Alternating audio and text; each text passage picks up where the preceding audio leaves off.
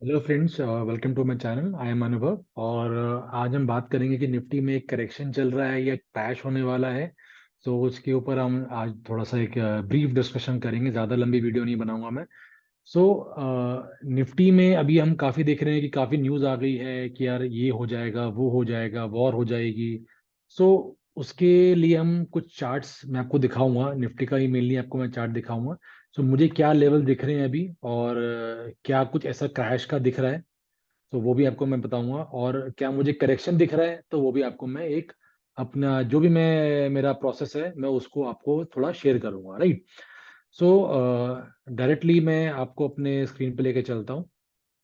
सो अब ये जो क्रैश, और हम देखते हैं ये क्रैश बार बार बोला जाता है कि मार्केट गिर जाएगी। क्रैश तो नहीं बोला जाता, लेकिन बोला जाता है कि मार्केट गिर जाएगी।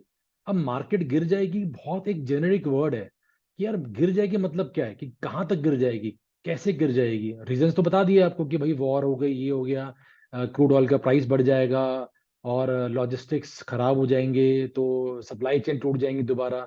तो ये सब हमारे को बताया जाता है न्यूज़ पे, राइट। तो अब हम देखते हैं कि क्या हमारे को ये सब चीजें सुनना चाहिए, क्या हमारे को चार्ट्स में क्या दिख रहा है। तो वो आपको मैं डायरेक्टली अभी दिखाता हूँ। सो ये मैंने चार्ट खोल लिया है और मैं इसको वीकली चार्ट लगा देता हूँ। सो ठीक है। तो अभी हम देखते हैं कि एक वीकली चार्ट पे हमारे को क्या दिख रहा है कि एक बहुत टाइम से मार्केट कंसोलिडेट कर रही थी इस लेवल्स पे। ये लेवल्स है। तो यहाँ पे हम देखेंगे कि एक बहुत ही, मैं तो बोलूंगा कि काफी अच्छा एक ये कप दिख रहा है मेरे को। और यहाँ पे मेरे को एक हैंडल बनता हुआ दिखा। और यहाँ पे मेरे को एक प्रॉपर क्लियर ब्रेकआउट यहाँ पे मेरे को दिखा, राइट। तो क्लियर ब्रेकआउट यहाँ पे क्लोजिंग हुई। मैं आपको जूम करता हूँ, आपको दिख जाएगा इस कैंडल पे। ये कैंडल पे प्रॉपर क्लोजिंग हो गई इसके ऊपर। और ये कैंडल तो हमारा क्लियर दिख ही रहा है कि ये प्रॉपर ये एक नीचे आके ऊपर से इसको एक अच्छा एक पैटर्न बना के ऊपर क्लोज भी कर दिया। काफी अच्छी कैंडल थी ये। तो यहाँ पे एक कप हैंडल पैटर्न बना हुआ है और यहाँ पे ब्रेकआउट हुआ है। तो मेजरली जब भी कोई ऐसी न्यूज आती है, कोई वॉर की कोई भी न्यूज आती है, तो रीटेस्ट करने मार्केट जरूर आती है। और वही वो आ रही है। तो रीटेस्ट जोन ये मुझे दिखता है, मैं यहाँ पे आपको ये लिख के दिखा देता हूँ कि ये मेरे को एक रीटेस्ट जोन यहाँ पे दिख रहा है। और ये रीटेस्ट जोन जो मुझे दिख रहा है अप्रोक्सीमेटली जो लेवल्स हैं वो 18,500 600 के लेवल्स है। तो अप्रोक्सीमेटली मैं लिख देता हूँ कि ये हमारा 18,500 टू 18,700 के लेवल्स हैं, मेरी टेस्ट के लेवल्स हैं। तो ये एक जोन होता है, कोई प्रॉपर एक फिगर नहीं होती कि यार 80,700 पे ही आएगा या 18,600 पे ही आएगा। एक जोन है, वो कहीं भी आ सकता है। कई बार वो 18,900 पे आए और टर्न कर जाए, बिल्कुल यू टर्न मार जाए ऐसे करके। तो ये भी पॉसिबिलिटी है, लेकिन एक जोन होता है और वो हमें देखना होता है। प्रॉपर कोई ऐसा नहीं कर सकते कि 80,500 पे ही मैं कुछ करूंगा। ऐसा नहीं है, जोन के नियर आ गया तो आप स्टार्ट कर सकते हैं अपनी इन्वेस्टिंग को, अपनी सब चीजों को जो भी आपको दिखता हो। सो ये लेवल मुझे करंट निफ्टी के दिखते हैं। और यहाँ से मुझे नहीं लगता है कि ये एक जो रीटेस्ट करने जो आएगा, रीटेस्ट करने के बाद यहाँ से थोड़ा सा बाउंस आएगा। और मतलब मुझे लगता नहीं कि ये जो लेवल है, जो सपोर्ट है, ये वाली जो जहाँ से ब्रेकआउट दिया है, इस ब्रेकआउट के पॉइंट को नीचे तोड़ेगा, वीकली क्लोजिंग देगा उसके नीचे। मुझे लगता तो नहीं है अभी, लेकिन मार्केट है, मार्केट में कुछ भी पॉसिबल है। तो हमें नहीं पता कि कल को क्या हो सकता है, कि कुछ फेल हो जाए। सब पैटर्न्स फेल हो जाते हैं जब सपोर्ट टूटते हैं, तो टूटते जाते हैं, फिर अब कुछ देख नहीं पाते उसके अंदर हम। सो टेक्निकली अभी तो मेरे को कुछ अच्छा बुरा नहीं दिख रहा है। और वैसे भी अगर हम देखें कि इतने टाइम के कंसोलिडेशन, अगर हम यहाँ से देखें अप्रोक्सीमेटली डेट वाइज, कि यहाँ से ये अगर मैं देखूं, यहाँ से कंसोलिडेशन जो हुआ ब्रेकआउट तक अप्रोक्सीमेटली 595 डेज का। तो ये अप्रोक्सीमेटली पौने 2 साल के आसपास का टाइम है, कि पौने 2 साल का ये पूरा एक कंसोलिडेशन था। और काफी अच्छा कंसोलिडेशन था एक कप हैंडल के फॉर्म में। तो ये मुझे कुछ डर की बात नहीं लगती है। ये करेक्शन है, और करेक्शन बुल मार्केट्स में या कहीं भी मार्केट्स में आते रहते हैं जनरली। आप करेक्शन अगर आपको देखना है तो आप पूरे 20 ईयर्स का बैक टेस्ट कर सकते हैं कि कितने करेक्शन हुए हैं, एक क्रैश से दूसरे क्रैश के बीच में कितने करेक्शन हुए हैं। So as per my back test, कि मैं दो क्रैश के बीच में जो करेक्शन होते हैं 30% का एक करेक्शन आता ही आता है। उसके बाद 20% के आसपास, 25% के आसपास एक या दो करेक्शन आते हैं। और आपके विद इन 10% जो करेक्शन आते हैं, कभी 5% का, कभी 10% का, कभी 11% का, ये करेक्शन बहुत फ्रीक्वेंट आते हैं। ये अप्रोक्सीमेटली मतलब मैं कहूँगा 10 से 12 बार ये करेक्शन आते हैं, जो कि 10% के रेंज में होता है। 10 to 15% मान के चलिए, विद इन 15% मान के चलिए, ये अप्रोक्सीमेटली 10 to 15 टाइम्स करेक्शन होते हैं, और ये बहुत हेल्दी करेक्शन होते हैं। तो क्रैश जो होता है जनरली एक डेकेड के अंदर एक क्रैश होता है। मतलब अगर मैं मान के चलूं तो 7 to 10 ईयर्स के अंदर या 8 to 10 ईयर्स के अंदर एक क्रैश आता है, जो कि मोर देन 35% का क्रैश होता है।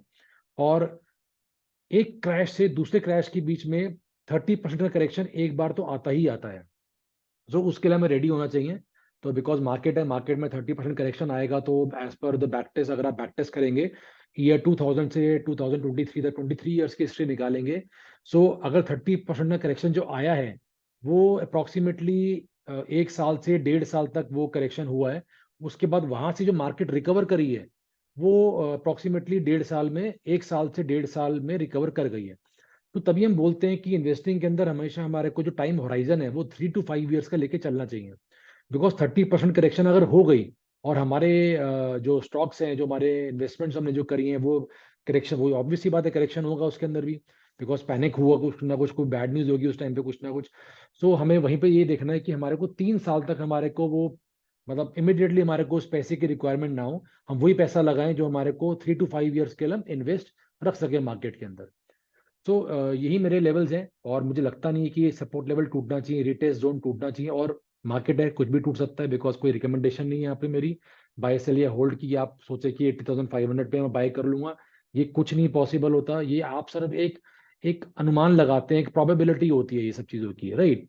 तो मुझे नहीं लगता कि यहाँ पे कुछ दिक्कत होनी चाहिए, बाकी मार्केट में कुछ भी पॉसिबल है। और एक चीज़ मैं और दिखाना चाहूंगा, अगर आपको मैं डेली चार्ट में लेके चलता हूँ उसको, तो डेली चार्ट में हम देखते हैं कि करेक्शन हुआ कितना है। ये करेक्शन हार्डली मैं देखूं तो 6.7%, मतलब अंडर 7% करेक्शन है। और अगर मैं रिटेस्ट जोन तक की बात करूं कि अगर रिटेस्ट करने आता है तो कितना करेक्शन हो जाएगा मेरा, ये हो जाएगा मेरा अप्रोक्सीमेटली 8.5%, जो कि बहुत हेल्दी करेक्शन है। मतलब 8%, 10%, 15% करेक्शन जो है, ये बहुत अच्छे हेल्दी होते हैं। इसके अंदर हमारे को इतनी घबराने की बात नहीं होती, इसके अंदर तो हमारे को अपॉर्चुनिटी देखनी होती है। और अब ये नहीं कह सकते कि अगर 10-15% करेक्शन होता है, रिटेस्ट जोन पे आते हैं, जो 8.5 बनता है यहाँ पे करेक्शन जो आपको मैंने दिखाया यहाँ पर। सो 8.5% करेक्शन अगर होता है तो ये बहुत हेल्दी है। बिकॉज यहाँ से आप देखेंगे कि एक प्रॉपर, एक बिल्कुल स्टीप रैली हुई है, यहाँ से लेकर यहाँ तक पूरी स्टीप रैली हुई है। 18% की पूरी रैली हुई है, और हल्का सा यहाँ पे करेक्शन हुआ, फिर ऊपर गया, फिर यहाँ पे करेक्शन हुआ, जो कि रीटेस्ट करने आ रहा है। तो एक हेल्दी करेक्शन है, मुझे इसमें कोई प्रॉब्लम नजर नहीं आती। ये तो एक अपॉर्चुनिटी है। और वैसे भी इंडिया की जो ग्रोथ स्टोरी है वो तो अभी मतलब काफी लंबी चलनी है, अमृतकाल जिसे बोलते हैं, जो 2047 तक का हमारा जो अमृतकाल है। तो हमारे को बहुत अपॉर्चुनिटीज मिलेंगी, हमारे को इसके अंदर विद इन 10%, 15% करेक्शन हमारे को अपॉर्चुनिटीज मिलनी चाहिए।